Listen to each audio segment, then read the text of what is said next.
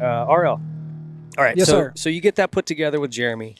Tell me how that came together. Let's back up a little bit because we're going to get into some stuff in the Jeremy era that started before. Okay. Z50s. Z50s. So, if you look back, I was working for you at PC. Yep. And Ali CMR shows up at a race, and he is Wyndham's mechanic. Mm-hmm. And maybe it was the year before I was with you, but he had a Z50. And he was like, not the smallest guy in the world. He's a huge dude. Pretty big bigger guy. now. But he's riding wheelies around the parking lot on a Z50, right? He was doing circles. I remember that. And like the bear on the mini bike in a circus. Yeah. Kind of deal. And it was like, oh, that's kind of cool.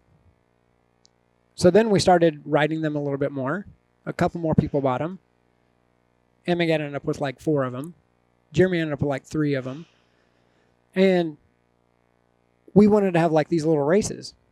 And you probably remember like the first like official, unofficial Z50 race was in Mitch's backyard. Mm-hmm. And it was like a U-shaped track. And we had, I'd say 20-something riders. I remember. And you can go down the East and West Coast lights list of who was there. It was a national. I wish that was better documented. And I just bought Ali's old 50 from him because he got a new one. And I had to re-put the shocks back on because they would just like pop off because they weren't like on there very well. Mm-hmm. Like the shafts were broke or something. And it was like you, Phil, Emig, Rhino, Budman. I mean, literally go down the list. Yeah. And just so you know, I won that race. Did you? There was 20-something riders. Like, we had to do heats because there was only 10 bikes. And this is when Davey Coombs was going to start Racer X. Uh-huh. It was a newspaper. Mm-hmm. Well, it wasn't yet. So the very first cover of Racer X newspaper was me and Rhino from that race in Mitch's backyard. Okay. And I won the race, but Rhino had other ideas and wanted to fight about it. Oh, that sounds shocking. Isn't that weird? I can't believe that. So it kind of started like, it started getting a little serious at that point. Like, but they were all stock. Nobody could change the bars. Yeah. Next thing you know, Emmett has a set of bars on his, and then Jeremy has a set of bars on one of his, and then somebody's got to do this to it. Somebody's got to do this to it. And they were still Z50s, which they weren't really getting modified, but they were getting a little bit bigger for the guys to ride. And, yeah. And next thing you know, like, I'm sitting at home. We got a couple Z50s in the garage, and we were going to go ride BMX at Cottonwood. Me and Kurt, who was my teammate on Yeti at the time. Kurt Voorhees, yep. And we put our bikes in the truck, and he's like, wait a minute. Let's leave our bikes home. Let's take our 50s.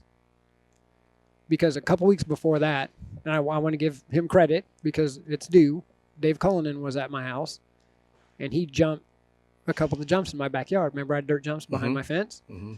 He did a couple of the jumps on the Z50. We were kind of tripping. Like, it was pretty cool.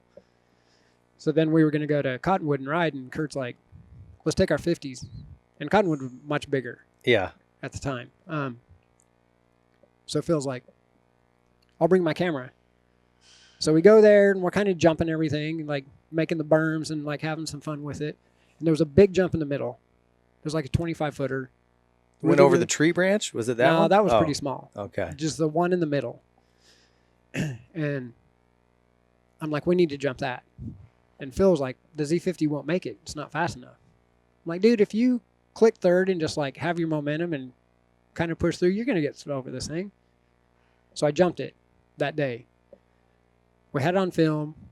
So we started thinking, because a couple Crusty Demons of Dirt videos already came out. Yep. So I'm like, we need to do a segment with Z50s for one of these videos. So we decided we were going to do a little bit of a bidding war on who was going to get the Z50 segment, but nobody had ever done it. So they really weren't that into it. I called Todd over at Fox because they were doing all the Terra Firma stuff, and Z50s were kind of blown up at the time because Emmett had a track in his yard. Everybody was just riding that them. one, was that in Krusty or MotoE? Which one where we had that little oval race in his backyard? That must have been Krusty 2. maybe a little bit before. Or, Okay. yeah, I think it might have been Moto Triple X. I'm not sure. I can't remember which one. But he had a little race in his yard around a track. But then we took him to the jumps. So I called Todd over at Fox, and I was like, me and Kurt, and we were riding for Fox at the time for Yeti or whatever. And it was like, we're going to do a segment for the next Terra Firma on our Z50s. Would you guys be into it? And he's like, no, probably not. Okay. So I called Dana Nicholson. And I'm like, we're riding our 50s at the jumps. Well, let's do a segment for Krusty 3. He's like, you think there's enough to do a full segment? And I'm like, well, why don't you come out here? We'll go to Cottonwood and watch and see what you think. But if we do a segment, when we're done, we want new 50s because they're going to get hammered. So he came out the next day, and we started trying 360s, and Oh, geez. and then Kurt double jumped with Dana on the back, and then I was jumping the big one, and we started ripping around, and Dana was like, let's do this. This is pretty sick.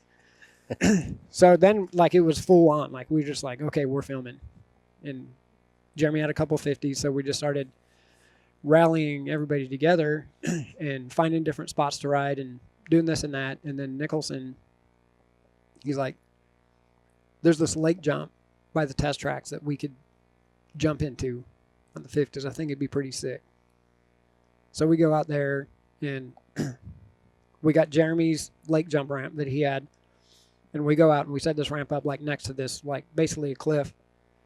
And there's nowhere to put kickers on the ramp or anything to keep it from like flipping. And you're coming down, and it's a little bit soft, so we kind of had to wear in like a little bit of a turn going into the lip. What lake? It's not a lake. Oh.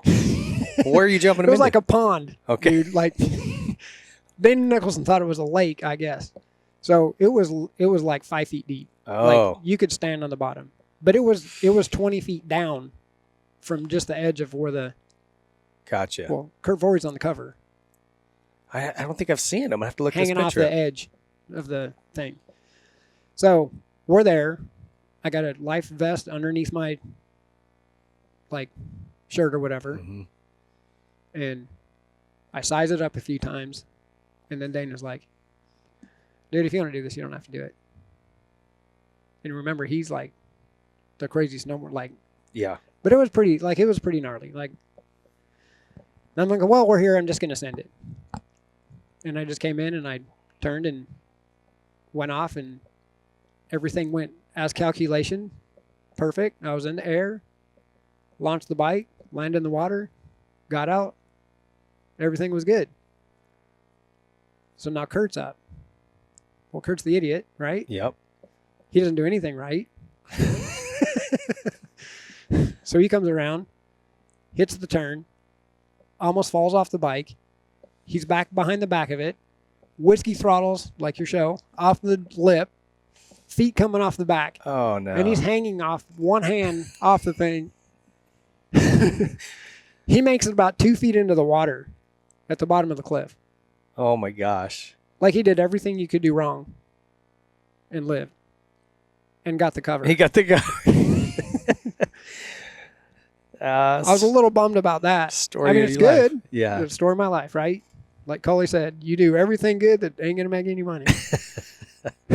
No, so there was that, and we rode the Baldy pipe on him, and that's like the picture of the CD for Krusty 3, and we just kept going and going, and, you know, other people got involved with the 50. You can look at the Z50 section on Krusty, and that's kind of where things really hit ahead, because those videos were selling like hotcakes at the time, and everybody was watching them, you know, worldwide. Yeah. That ended up being the #1 selling motorcycle in the world. They sold like 40,000 Z50s that year. Is that right? So it was that's kind of where the mini bike thing really started. Yeah. It was before they even made it. Thanks for watching the Whiskey Throttle Show. Don't forget to like and subscribe and click the bell to get alerts for all the latest content. Follow us on Twitter at W_Throttle_Show and on TikTok, Facebook, and Instagram at Whiskey Throttle Show.